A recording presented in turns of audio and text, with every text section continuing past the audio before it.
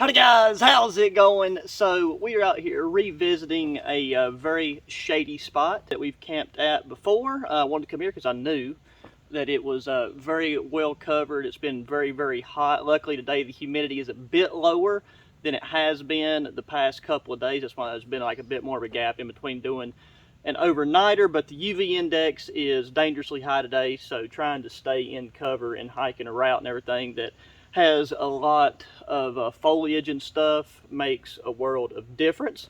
I've got a bit heavy, well, a lot heavier of a loadout than I need for what I'm doing on this little outing, but that's because I'm testing out this new backpack. This is like in a budget range, so I wanted to show it for any of you guys that might be new to bushcrafting, camping, just hiking in general, or somebody that's just looking for a nice budget option backpack. So I want to make sure nothing was going to fall off or break on this thing, and we're actually going to be breaking down all the internal components of this pack so you guys can see what type of load it's carrying.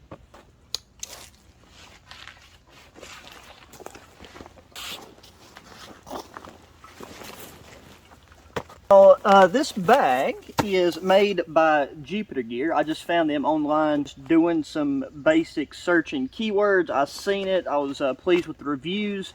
Now that I got it at the price point that it comes in at, I'm pretty impressed with the overall quality. There's things whenever it comes to the stitching, like areas where there's just some single stitching where you could have double stitching, and that's where some of that price is reflected. But as far as the thickness and the feel of the materials, and even the plastic components like the buckles and stuff, it does feel very robust. Starting off, we'll look at the back. Here on the back, so I got a pair of Jupiter Gear gloves attached on here. I've been kind of just playing around with those. I've got my Volcloth pack frame with this hot weather, just having about that extra 1.5 inches of distance between your pack. With one like this that doesn't really have any air channels and it's just that foam, having this extra distance and and extra airflow coming through really helps keep you a lot cooler. Spinning around to the front, on the front here I've got my MyMedic IFAK kit in case we poke a hole in ourselves. On the side here, this is my Pike Trail backpacking chair. We'll go ahead and unbuckle this and get it off of there. And then now we'll go into this lower compartment. There's that Night Eyes light line that we used in our last bivvy overnighter. This right here is this oilskin CAMPCRAFT ground mat, which is, since we're going to be using the hammock tonight, is what we're going to be using to stand on and leave our boots on. But I'm going to lay this out on the ground so I can start laying some of this gear out and we don't get it too dirty. Now we'll go ahead and empty out this front pocket here. I did throw in a lot of items that I probably won't need for this trip. I just wanted to get this thing kind of filled out so that we can put a lot of stress on the shoulder straps and the stitching in those areas where there's single or just double stitching that you might see more reinforcement with other bags. Got a flex tail pump, combat wipes, the Survivor filter, hand pump water filter. This is a red back rope. I am going to be doing something with this on this trip. I've got a new Woobie, and I think I'm going to try to make some straps that I can throw in with my hammock setups whenever I take a Woobie so we can use it as an underquilt. And I wanted something that would stand out from like my other paracord and things, so it'd be easy to find and easy to place in a pack and not confuse and get accidentally used for something else. Okay, and that's everything in that front compartment. There was still quite a good bit of room there. Okay, in this upper small compartment, Cyan Sky headlamp, roll of jute twine, some Squatch fire tinder, and then a tin with fire tab, like some wax fire tabs, a Atomic Bear ferro rod, and some Aqua Tab water purification tablets. Everything there. Moving into our middle main compartment. At the very top, titanium water bottle. Then I brought along 2 MREs. Only need one since we're just going to be doing dinner. Just trying to fill the compartment. And I don't even know which ones I grabbed. Chili and macaroni, and then Mexican style chicken stew. Then right here, this is my little accessory pouch. It's like a wax canvas accessory pouch. I've got a battery, charging cables, USB Type-C storage device, just small odds and ends. That's everything in that middle compartment. Now going to the back here in our main compartment, brought along an SOL Escape bivvy if we needed a cover element. I'm not sure that even after I try this Woobie design, if I'm going to like leave the Woobie underneath it, it's going to be too hot, I believe, to have it as a top covering. So it's like if I did need something really light, then I could use this. I'm trying out a new hammock and tarp today. This is both of these are from Maya. You guys know I've used a decent amount of their stuff before. This is like a large 10 by 15 tarp. It packs up surprisingly small. And I know a lot of you guys have recommended that I try out a 10 by 15, and that's like the first one that I found from a gear company that like I trust at this point. And this hammock's a little bit different in that it has wiring that will hold the bug net up at the head and at the foot, and that still packs up nice and small and compact and light, and I'm looking forward to trying that out. Just stuck a sleeping pad in here. I know it because I got that pump with me. This is one of those hammocks that, since it has the net hoops on it, you could easily string up and use as like a ground bivvy or a bug bivvy. So I thought that if I was in a position whenever I took this pack out, because I've had this pack packed for over a week now, then I could try using the sleeping pad, mess around with that. Got a poncho if it was to rain. And then since we got MREs, we don't really need any cooking vessels, but this is that titanium Vulcan bento box style mess tin, and I've got the alcohol stove and the flask with alcohol in there. So that is everything in the main compartment. The only other two things on this, or only other three things on this bag, is Odin Wolf fixed blade knife in the Molly webbing on the side. This is that U.S. government issued poncho liner that I got from Devil Dog Depot. And I've got my New View hunting rain jacket, both kind of positioned on the bottom here. I used some roller cam straps through the existing loops on the bottom to hold on the Woobie. And then the straps that are integrated into the backpack through those same loops and sewed in to hold on the rain jacket. So I just thought that while the weather's hot and everything, this would be a good opportunity to be trying out some new gear. These are new pants. These are made by Hardland. I can say so far these are now like the best BDU style multicam or camouflage pants I've been able to find. I've got other like BDU style pants that are really, really durable, but most of the time the companies I've found that are coming out with either multicam or the Woodland camo, I've had tons of different brands of those, fail ridiculously in terms of just ripping and tearing. I'm excited that I found these. I hope they hold up the way that they feel like they're going to, but only time will tell.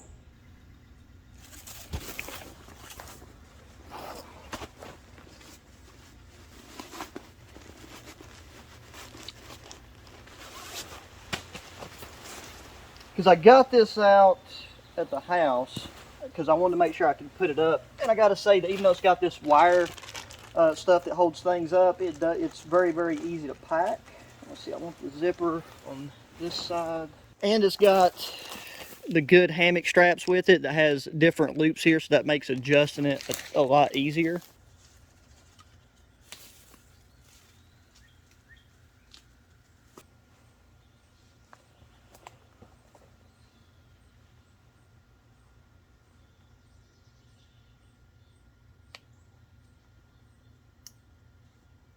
Now this is what I was talking about how you could use this as like a bug bivvy. It does have a much thinner floor, so you'd want to put a tarp down, but you could pull this out with lines, and then you would have like a bug net and stuff that would be held up off of your face and off the main portion of your body if you couldn't find trees adequate distance apart to string it up.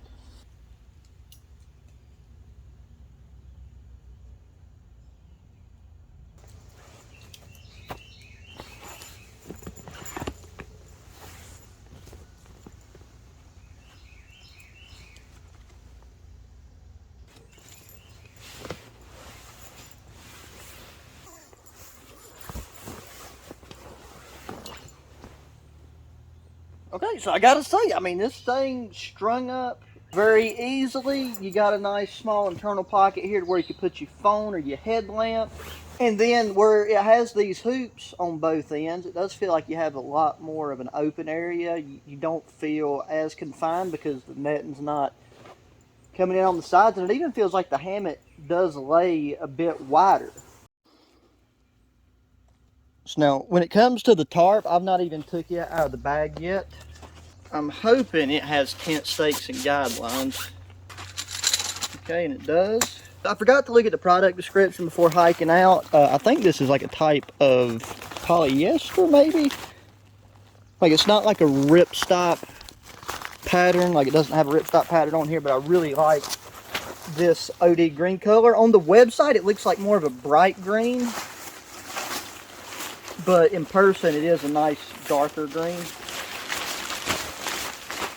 It's got grommets and sewed in loops. We got 2 seams there, so I mean, for the type of usage you would do with one of these, I think that's pretty adequate.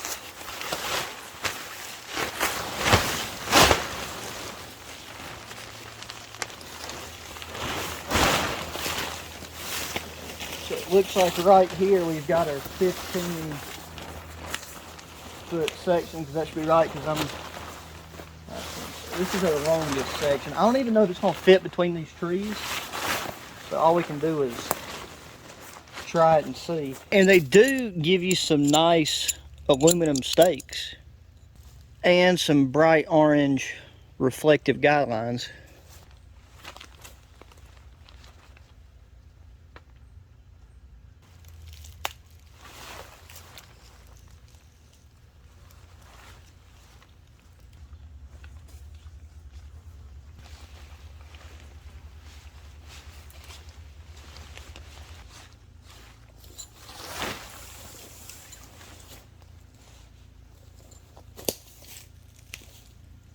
Tarp right here is stupid big. It just barely fits by a matter of maybe 4 or 5 inches between this section of trees. I think I'm going to try a different setup here and pull this one out up top high and stake those corners down the low and do that on both sides. I ain't going to be able to do that on that far end, or on the back end I should say, because of that tree that's just right there.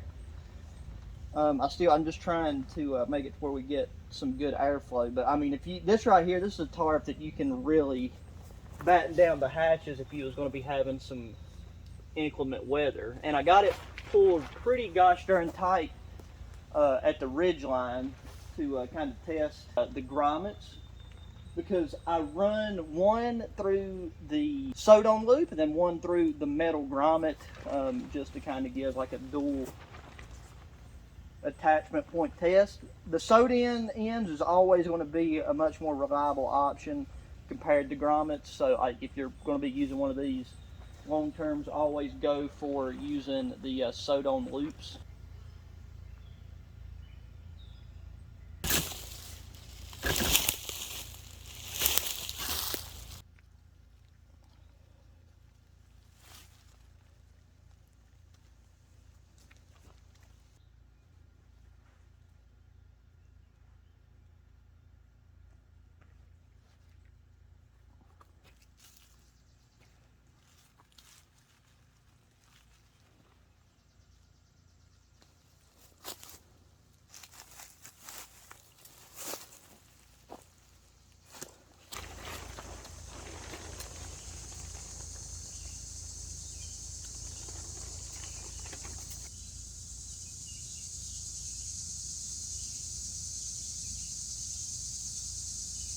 Got all my corners and stuff out except for this one right here. I just got it folded over and leaned over the back.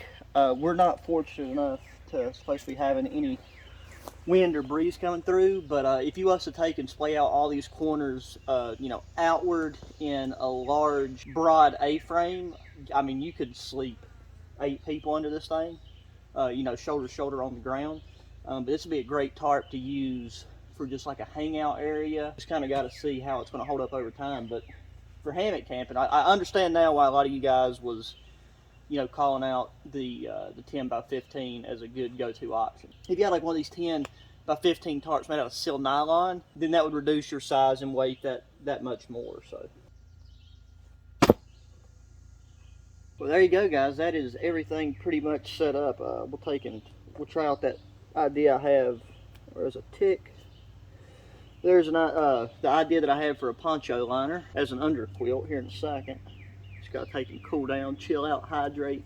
I gotta say, I like doing this with two separate straps instead of trying to force everything in with the straps that are on the bag. Because of the way that I've done this, I'm able to, you know, take this Woobie off if I want to take it off by itself, or just quickly undo my rain jacket. Because this time of year with scattered showers and stuff, the reason why I have a poncho and a rain jacket, one, the poncho is, you know, a million different uses in terms of emergency shelters, ground cover, and you make a debris bed with it. And like for those quick showers, just having something to keep your upper body dry. Like these pants are very water resistant, they'll dry quick, and that is the case with most of my pants. So like what little bit of water would come down, splash on these, it's going to dissipate a lot quicker than if my upper body area, my shirt gets soaking wet.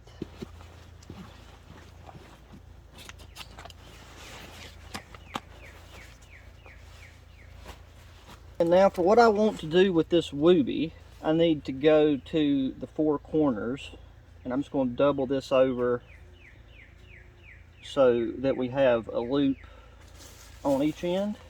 And then we'll run that over to both lengths. And since I've never done this, it might even be possible to where you could just take and tie this up around this upper corner on each side, but I don't think the Woobie is long enough, and that's why we're going to have some cordage for it to run up to here. And like I said, for that I want to try using this red back utility rope. I'm going to cut more than I need. I think that's more than I need. Throw that there like that. And that lets that spread that far apart, and then repeat the process up this way.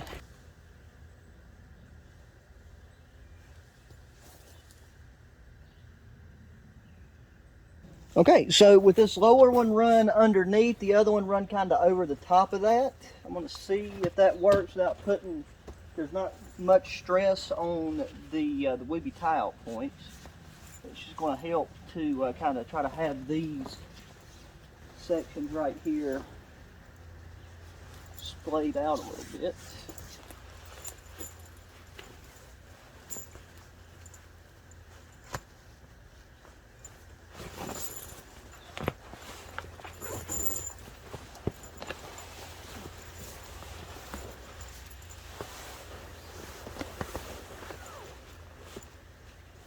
Okay, and there we go. So the poncho liner is up on both sides. We go down, we've got, like now there is a way for the air to move a bit freely through this tubular design because it is open. For now, being summertime, that's fine. And there is approximately from the tip of my thumb to the tip of my pinky, that much space from the lowest point of my butt to the Woobie itself. And all you'd have to do is, since you have that center bit of cordage, you could just take and tie it up and pull it straight up to the top on each end. That right there, that works beautifully. So I'm going to keep, anytime I'm using a hammock, I'm going to keep those bits of that red back rope with the Woobie.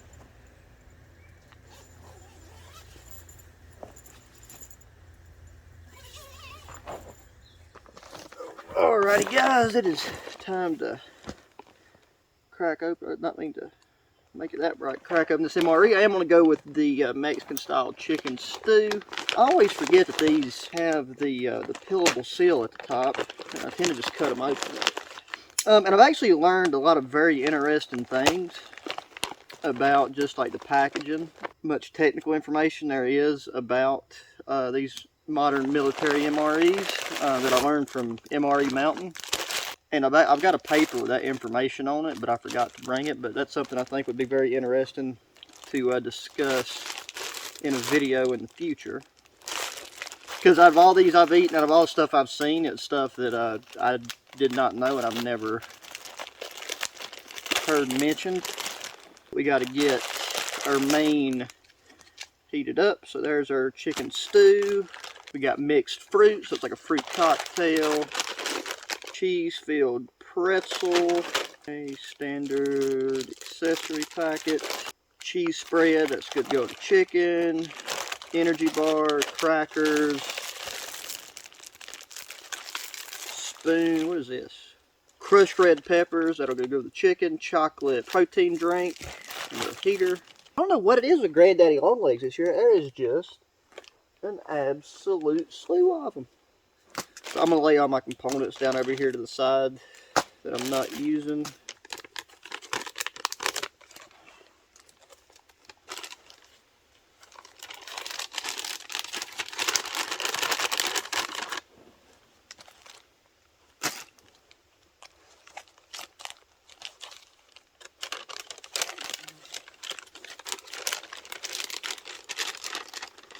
So I'll get this started. Here we go, that's at our fill line.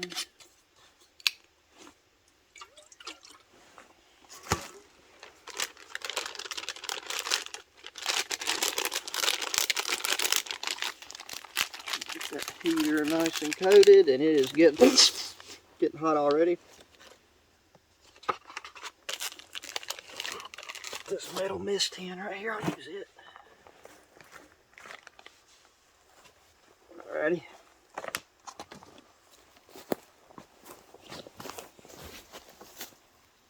While that's heating up, I'm going to take this Night Eyes glow line, or whatever the name of it is, and I noticed there's these little loops right here along this hammock, and I'm going to see if the length of this,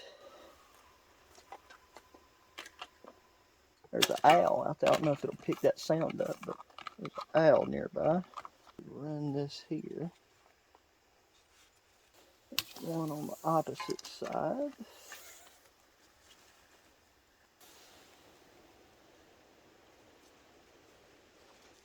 And this one over here.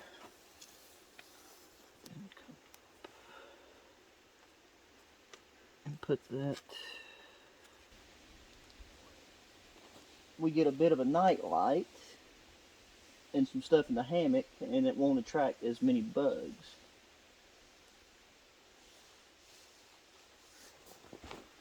And not to mention, it looks very, very cool.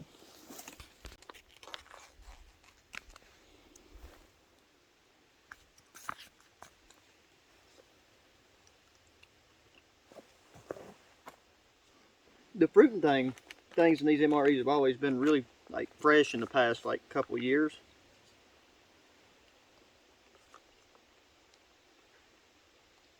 Right there, considering how this thing has been, oh, absolutely steaming. Right there should be plenty heated up. Now, since this one didn't have Tias in it, we got these crackers and the jalapeno spread and the crushed red peppers. These two things are definitely going in it, and I got to see if there's room in the pouch. I'm going to crumble up at least one of these crackers on the inside. I might need one of my gloves though to hold this pouch because it's going to be hot.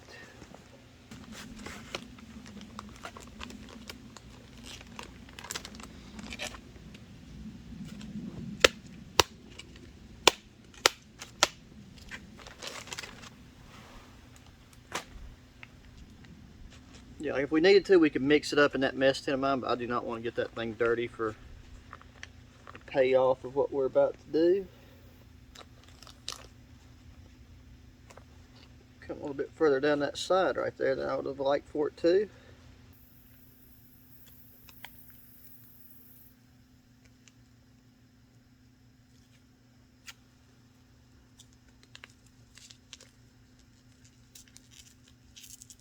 Heat be melting the cheese a bit. The cheese will thicken it up some, and then finally, probably only take about half the crackers, I think.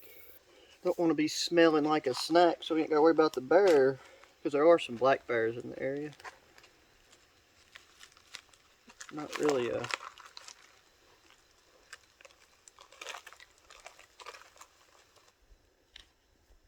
So that right there is what we're left with. Pouch full of warm goodness. Got pretty much all the crackers in there. Just maybe enough. Oh, that's hot. Just give it a second for a bit of... Because that was, I mean, it was a chicken style stew or soup. Make sure we get those chili flakes and all that cheese mixed up good. Dang, bro, there's fire ants here and they're crawling on the outside of my pants. The last thing I need is for one of them to get in my pants. I've not got to treat these pants with permethrin yet.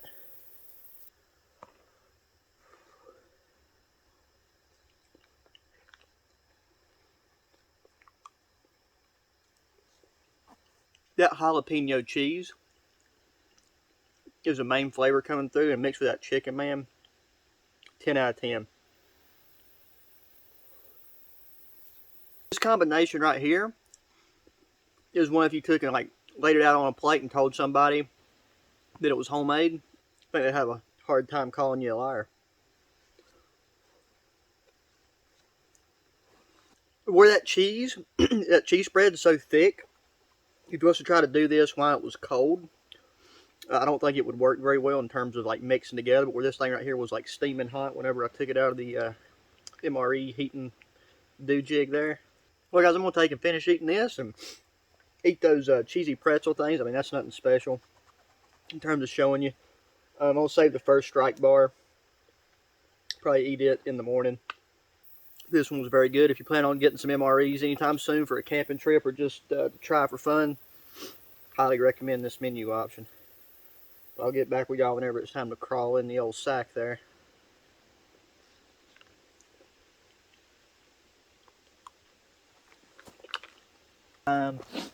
Hit the hay. Only you can see on this hammock, I think this is, I don't know if that's going to be too much weight or not. Actually, let's see if that'll rest down there and kind of, and I think tonight, I feel like I'm going to have to, where I drank so much water, I'm going to have to get up pee in like no time. So I'm going to hop in here with my boots aimed. Yeah, that water thing right there is not going to work. So we can do this so bugs don't join us. And the Woobie's good on that side.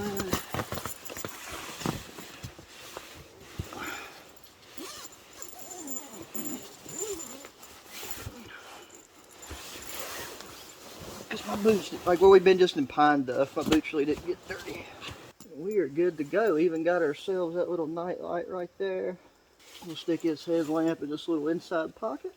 So hopefully we can just get a nice breeze to come and start blowing through, and we'll be able to have a nice night's sleep. I'm hoping that having this as an underquilt on a night like tonight won't be too much, because it's definitely way less humid than it was earlier. So I think with the cool air and then that morning coolness coming through, we should be good to go. So I will talk to all you individuals in the morning.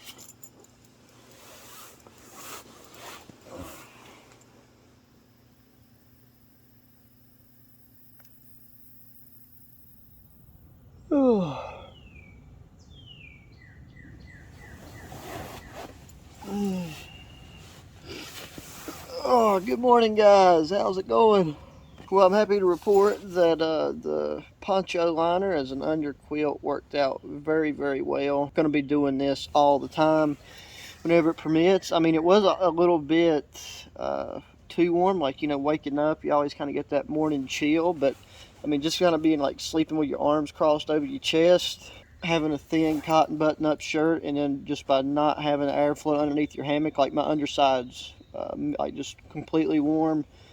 I mean, there's nothing about this that's special. It's just, you know, instead of just carrying an underquilt that can only really be used as an underquilt, you can carry a poncho liner and use it for that purpose, plus a liner in your poncho, or just a blanket around camp if you're, you know, sitting around the fire, or need something to wrap around you while you're just waiting and killing some time. I'm curious to see how the poncho liner will do with my other hammock that I use all the time, that Sunyear hammock. This being the first time using this one.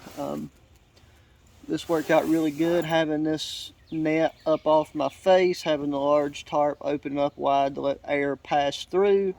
But it was another just really still night, not much airflow at all, unfortunately.